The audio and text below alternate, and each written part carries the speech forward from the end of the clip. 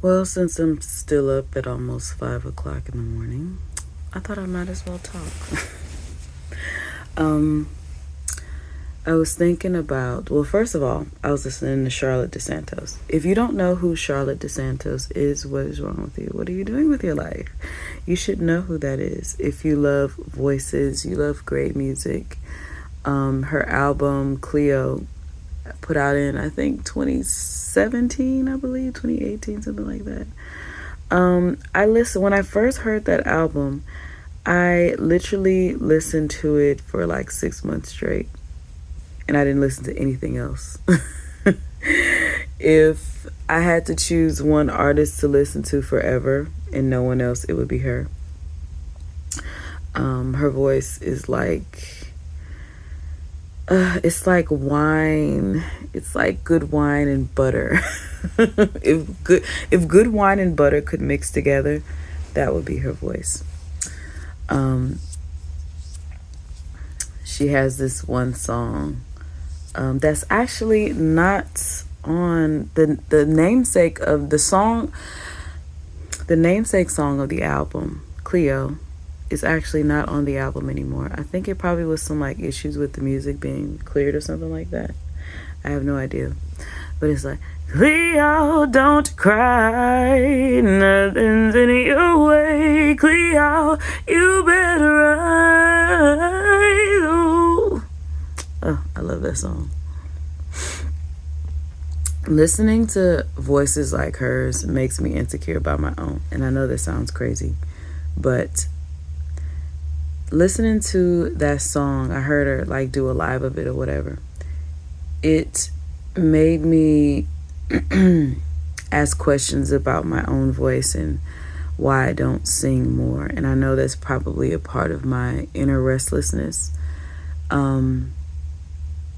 I've had some insecurities when it comes to my voice.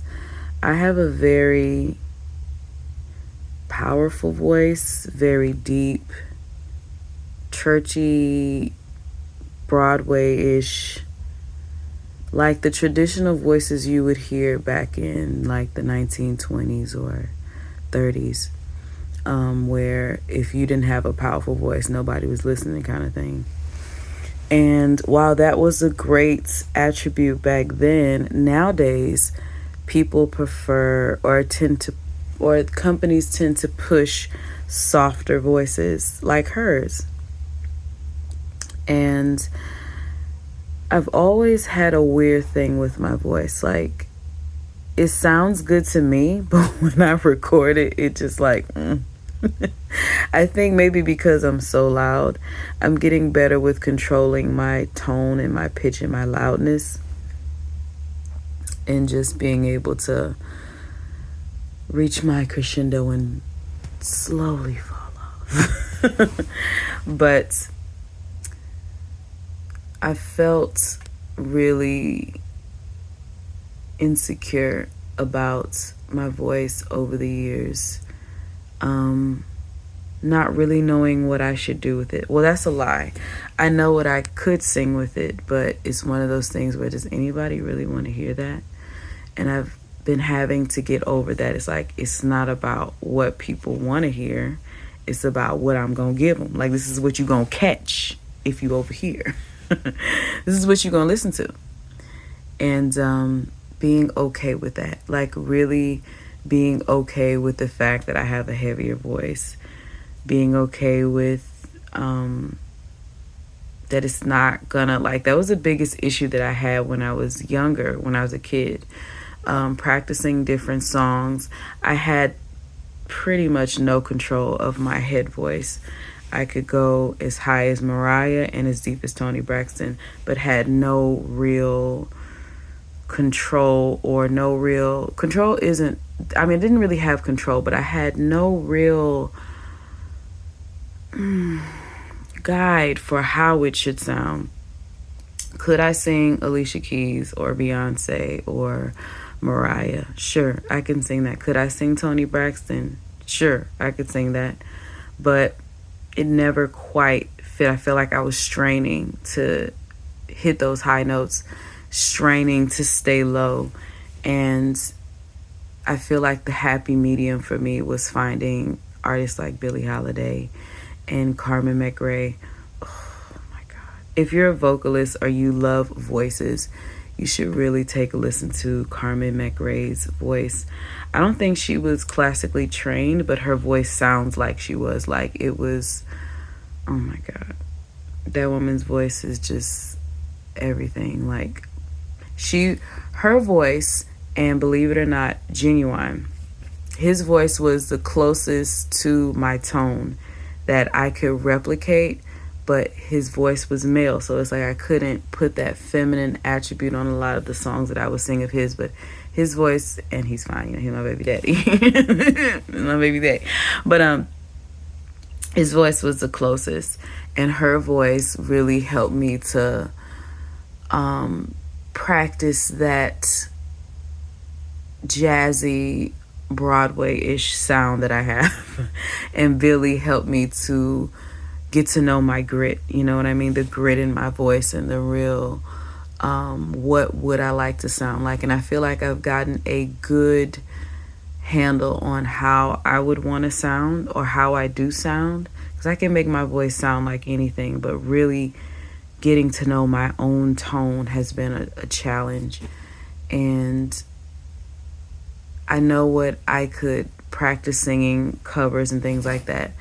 I've always had issues on what would my actual music sound like. Can I sing R&B? Yes, but that's not where my voice soars.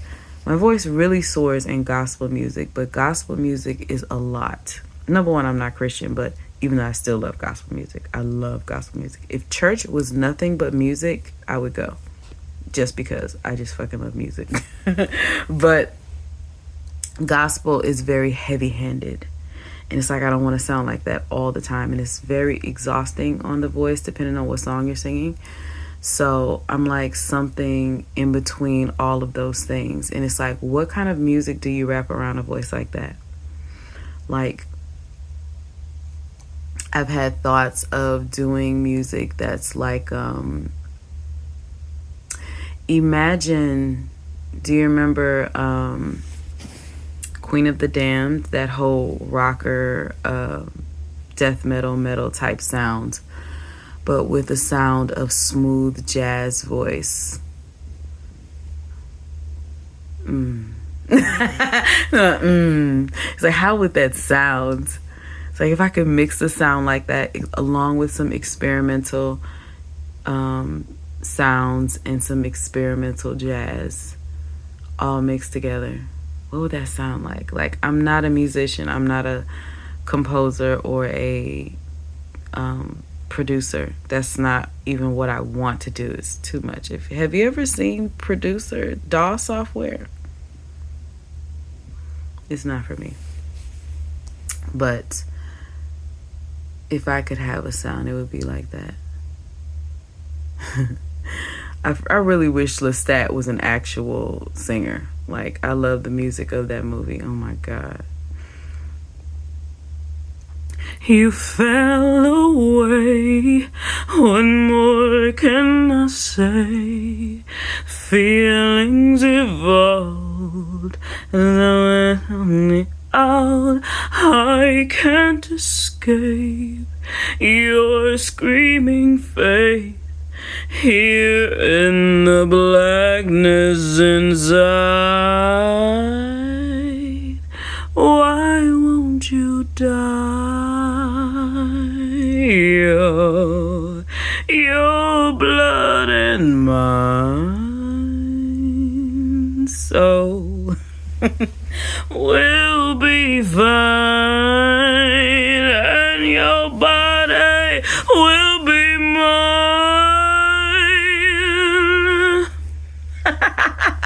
Like that, with metal and a little jazz thrown in there and a little experimental something happening in the background. Like, you couldn't tell me shit. If there's any weird neurodivergent producers out there that can make some shit like that and would be willing to co-create an album like that, I would love to do something like typo negative, is it Bloody Kisses? Like, but an actual true vampire theme with jazz and vampire subject matter with the music. Like, I feel like if I were to really work with producers, they would have to be really unique, because the stuff that people make nowadays, child, like, some of it sounds cool, some of it sounds like everything else that I've ever heard. But another person that I love, Mother Queen, if y'all don't know who that is, Movakween, Mother Queen, her sound, I can't wait to hear what her next album is going to sound like. I think she's like in the middle of making some really experimental, crazy shit. I wish I had a proclivity for that. Like, could I dive my head into it? I probably could, but it would probably drive me insane before I could finish figuring out, like, editing software is one thing. Vocal editing software is another. Like, laying down vocals, producing that part is one thing. Creating music is something totally different. Writing lyrics is one thing. Creating music and melody, that's for somebody else to do. But anyways, so I've really been holding back on wanting to sing songs because I don't mind singing covers, but I really don't have a desire to sing covers. I mean, sometimes I do. Sometimes there's some songs that I have to put down and just really make my own, but I really want to make my own music. But it would either, if I did it myself, it would be all a cappella, or it would be working with someone who's really unique, outside of the box thinking type person, and really make a co-album with, like, you know how like they have the singers and producers make an album together, you know what I mean? That kind of thing. So maybe one day, put that out there in the universe. If you are an experimental musical whiz kid, neurodivergent person, because they're gonna have to be able to really think out of the box to really wrap something amazing around my voice. That would be so cool. But anyway, that's my thoughts on that. I have to work in a few hours, but I'm still up.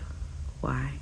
I should have took the fucking nap. I was thinking, I don't want to take a nap and then be up all night. Yet, here the fuck I am, up all night.